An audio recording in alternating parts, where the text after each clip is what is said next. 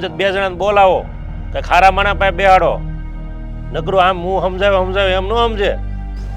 અરે હું એની માં હવે દિવાલરે માથા પછાડવીને એટલું એને સમજાવી સવી, પણ એ એક નરાધમ છે ને, સમજતો નથી. પણ તમે એની ચિંતા કરો માં, બધા હારાવાના થઈ જાય.